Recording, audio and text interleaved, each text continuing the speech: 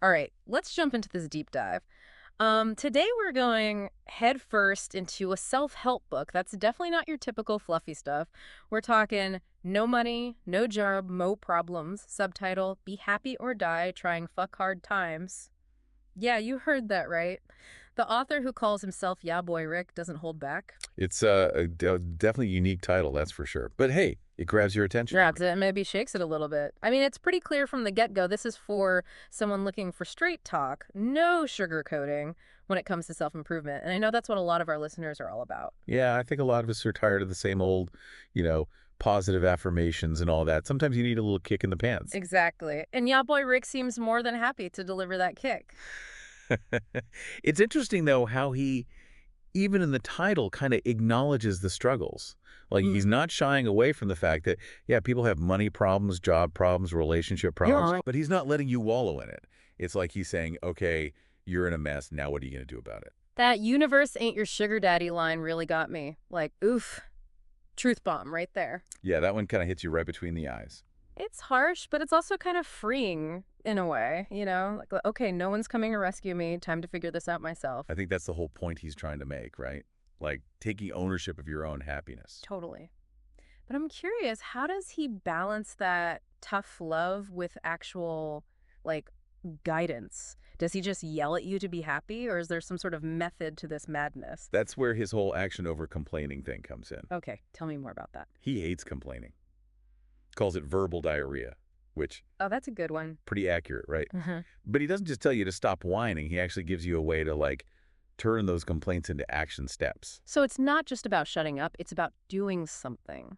Right, exactly. So like instead of saying, ugh, I'm broke, he'd be like, okay, what can you do today to make $5? Anything.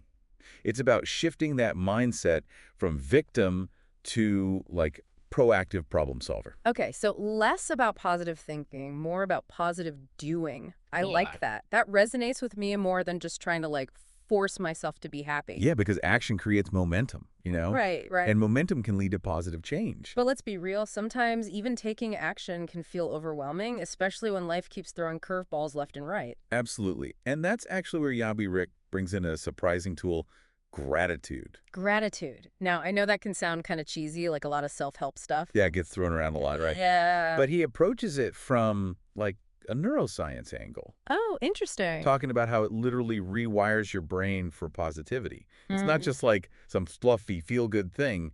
It's an actual strategy. So he's backing it up with science. Exactly. Okay, I'm intrigued. What are some of the practices he recommends? Well, one that really stood out to me was this morning gratitude ritual. Basically, you list 3 things you're grateful for first thing in the morning.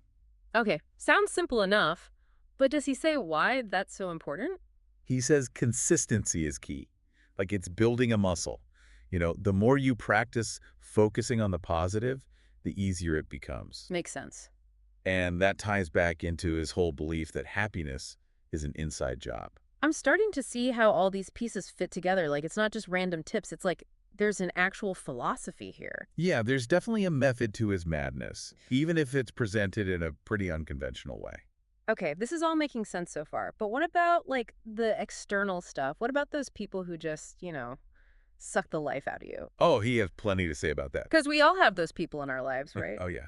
He calls them energy vampires. Energy vampires, I love that. Right. And drama queens and all sorts of other colorful names. Okay, so he's naming the beasts, but does he give you any, like, weapons to fight them off? He does. He talks a lot about setting boundaries with toxic people, protecting your own energy. Right, because you can't always just avoid them completely. Exactly. Sometimes you got to work with them or their family or whatever. Yeah, those are the tough ones. So he gives you strategies for dealing with those situations without letting them drain you dry. I'm really liking how he uses humor to address these kind of serious topics. Oh, yeah. He's definitely not afraid to be funny, even when he's talking about tough stuff. It makes it less intimidating and, honestly, more memorable. Totally. But I do wonder, is there a risk that his humor could be, like, off-putting to some people? Yeah, I mean, it seems like he walks a fine line between being funny and maybe a little too harsh, right? Right. I think that's a valid point. His style's definitely not for everyone. Yeah, some people might be turned off by the strong language. Exactly. He uses a lot of, crude language and doesn't shy away from controversial topics. Right, right. But I think that's also what makes him so refreshing. Yeah, he's not trying to please everybody. He's just being himself. Exactly. And that authenticity resonates with a lot of people. Yeah. People who are tired of the sugar-coated self-help stuff. Right. They just want the truth, even if it's a little rough around the edges. Exactly. So we've got this get real attitude, then we've got the tools for taking action and cultivating a more positive mindset. Mm-hmm. But what about those times when things really hit the fan, like rock bottom? What does he have to say about that? This is where his rock bottom as a trampoline metaphor comes in. Oh, I like that. And honestly, I think it's one of the most powerful ideas in the whole book. Mm-hmm. He doesn't see it as like the end, Yeah. It's more like a launching pad. Oh, okay. And he has this quote from Cat Williams, I think it is, where he says, "Some of y'all didn't hit rock bottom.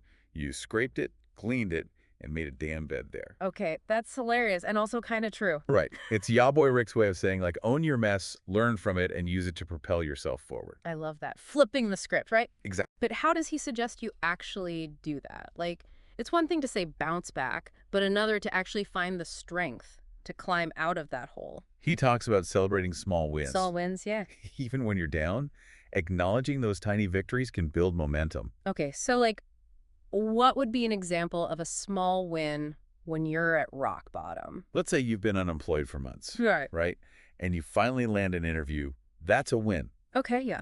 Celebrate that. It helps you shift your focus from what you lack to what you're gaining, even if it's just a tiny bit of progress. I think that's so important because we often get fixated on that end goal, like the big dream, that we forget to appreciate the little steps along the way. Totally. It's like we're waiting for permission to be happy instead of finding it in the process. And that's where the hustle comes in, right? Oh, absolutely. Yeah, boy, Rick is all about the hustle. Like work hard, no excuses. Work hard, take responsibility, own your success. I know you mentioned at the beginning that you wanted to, gain knowledge quickly, but he'd probably tell you there are no shortcuts. Oh, for sure. Yeah. He'd be like, shortcuts are for losers or something like that. Something like that. But yeah, true success, he'd argue, comes from consistent effort. Day after day, Day after day. grind it out. Grind it out. No magic pill. Nope. He even challenges readers to write down one thing they can do each day to improve their situation. Just one thing. Okay, so that's a manageable action step. Exactly. I like that. Make it small, but do it consistently. So we've got action, action, action. That seems to be the core of his message. Mm-hmm. But does he address the mental and emotional side of things? Because sometimes it's not just about knowing what to do. Oh, absolutely. It's about having the energy and motivation to actually do it. Right. Yeah, boy, Rick has a whole chapter on happiness is an inside job. Okay, so he's acknowledging that it's not all about external circumstances. Right, like you can hustle all you want, but if you haven't done the inner work, you'll never be truly fulfilled. Inner work, what does he mean by that? Things like finding joy in the simple things, practicing gratitude. Okay, so those mindset shifts we talked about earlier. Exactly. And taking care of your mental and emotional well-being. So he's got the practical steps, he's got the mindset, he's got the emotional well-being. What about relationships? Does he talk about how our connections with other people impact our growth? Oh, yeah. Yeah, boy, Rick is really big on surrounding yourself with the right people. Okay, makes sense. He argues that your social circle can either lift you up or drag you down. I mean, we all know that, right? But it's harder to put it into practice. Right. And he doesn't sugarcoat it. He says you got to cut the dead weight in your life. Dead weight. Ooh, that's harsh, but I get it. Yeah. Those people who just drain your energy, hold you back, you got to let them go. That's something I think a lot of people struggle with, letting go of relationships even when they're not good for them. Totally. Yeah. It's tough, but he argues it's necessary for growth. But does he give you any guidance on how to actually do that? Like, it's easy to say cut them off, but the reality is often much more complicated. He gives some pretty practical advice on setting boundaries, Boundaries, okay. even with people you can't completely avoid. Like, let's say you have a toxic family member. Ooh, yeah, those are the tough ones. He'd say, limit your interactions, don't engage in their drama, protect your own peace of mind. So it's about creating that distance, even if you can't completely cut them off. Exactly. And he even gets specific about, like, romantic relationships, Oh, interesting. particularly for men, Yeah. being assertive, understanding what he calls the game of attraction. Okay, so there's some gender-specific advice in there, too. He has some chapters specifically for men, some for women, but a lot of the core principles apply to everyone. Yeah, I was wondering about that because from what you've shared, it seems like a lot of his advice could resonate with anyone, regardless of gender. Right? It's about taking ownership of your life, working hard, being positive, all that stuff. Yeah, that's universal. But he does acknowledge that men and women face unique challenges Hmm. and offers specific advice for navigating those. Okay, I'm curious to hear more about that. Like, what kind of advice does he give specifically to women? He encourages women to be discerning in their choices, Discerning. Okay. to know their worth and not settle for less than they deserve. I love that. And he also talks about the importance of building strong connections with other women, Yeah, that's so crucial. like creating a support system that lifts each other up. Because sometimes the best advice comes from people who truly understand what you're going through. Exactly. Okay, so we've got the practical stuff, the mindset stuff, the relationship stuff. Does he ever go beyond that? Like, does he touch on anything related to spirituality? He does, in his own way. Okay, tell me more about that. He doesn't preach any particular religion or dogma. Right, right. But he encourages readers to connect with their inner selves, explore what gives their lives meaning. Okay, so it's more about personal exploration. Exactly. He talks about meditation, spending time in nature, finding your own personal truth. I like that. It's not about following a specific set of rules, but finding what resonates with you. Exactly. That's a refreshing perspective on spirituality. And he ties that back into his whole self-improvement philosophy. Oh, He believes that by connecting with that deeper part of ourselves, we can unlock our full potential. so it's not just about achieving external success, it's about inner fulfillment as well. Exactly. And it's not just about finding your spiritual side. He also encourages you to integrate your passions into your everyday life. Okay, so bring that joy and purpose into everything you do. Yes. Make it a part of who you are, not just something you do on the side. I love that. So we've got action, gratitude, hustle, inner work, surrounding yourself with the right people, even tapping into your spiritual side. A lot, right? It's a lot, but it's all connected. It all ties together. It's like a whole system for self-improvement. The Yaboy Rick system for life. Exactly. But does he address the fact that this is a journey, not a destination? Like, life's messy, we make mistakes, we stumble. How does he suggest navigating those inevitable setbacks? He's very honest about the fact that there will be ups and downs. Okay.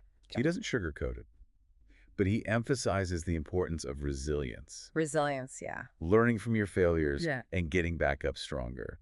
So it's not about avoiding failure, it's about how you respond to it. Exactly. And he even talks about self-compassion, Self-compassion. acknowledging that we're all human, we're all going to screw up sometimes, and that's okay. That's such an important point because I think so much of self-help focuses on achieving this, idealized version of ourselves. Right, you have to be perfect all the time. Yeah, but the reality is we're all works in progress. We're all messy, flawed human beings. But embracing that imperfection is actually part of the journey. Okay, I love that. But with all this talk about hustling and self-reliance, does he ever acknowledge the importance of asking for help? He does. In fact, he dedicates a whole chapter to building a support system, Okay, good. recognizing that you don't have to go it alone. Because we all need help sometimes, right? Absolutely. It's not a weakness to ask for help. He actually sees it as a strength. Okay. He encourages readers to find mentors, join communities, surround themselves with people who believe in them. It's a sign of, self-awareness, Mm-hmm. humility, being able to say, hey, I need a hand here. That's powerful. Okay, so we've covered a lot of ground here. We talked about Yaboy Rick's, emphasis on action, gratitude, the hustle, inner work, surrounding yourself with good people, spirituality. Yeah, he covers it all. As we wrap up this deep dive, I want to kind of bring it back to the listener. What are some key takeaways that you can actually apply in your own life? I think the biggest takeaway is you have the power to create the life you want. Okay, so that sense of ownership. Ownership, yeah. Yeah.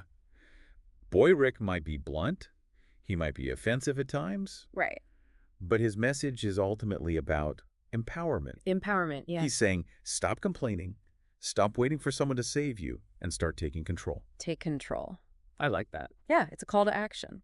It's easy to get caught up in the blame game, Right. focusing on external circumstances, other people. Right. But like you said, it's really up to us to decide how we respond to those challenges, Yeah. and what kind of life we want. Exactly. And he's not saying it's going to be easy. Right. He's very upfront about the fact that life is going to throw curveballs. You're going to make mistakes. You're going to have to hustle. Wrestle. But he also believes that you have the strength and the resilience to overcome those To obstacles. overcome those obstacles and to actually achieve your goals. Exactly. So combination of responsibility, putting in the work, and not being afraid to ask for help when you need it. Mm-hmm.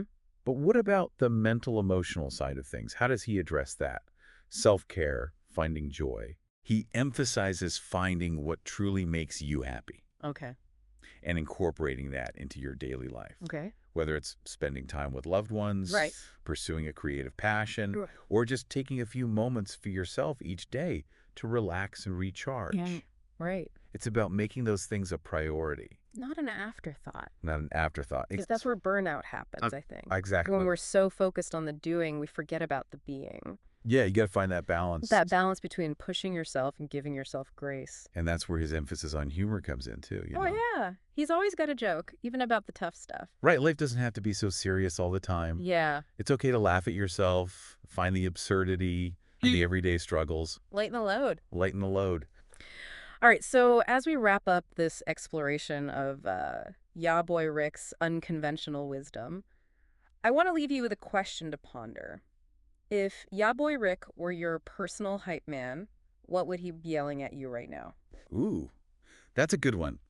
I think he'd be telling you to stop doubting yourself. Get out there and make some shit happen. Make some shit happen, all right? He'd remind you that you're capable of more than you think, Mhm. and that the only limits are the ones you set for yourself. You set for yourself, that's good. So Mhm. step into your power, embrace your unique gifts, and create a life that is truly fulfilling. Exactly. He'd be your biggest cheerleader, Mm-hmm. but he'd also be the first one to call you out on your BS. Yeah, to push you. To be your best self. Your best self. So take that energy with you as you move forward on your journey. Embrace the chaos, find the humor in the struggle, and never be afraid to be your authentic, badass self. We'd love to hear your thoughts on this deep dive. Did anything resonate with you? Anything challenge your existing beliefs? Share your experiences with us, and let's keep this conversation going. Until next time, keep diving deep and keep striving for greatness. And remember, never be afraid to laugh at yourself along the way.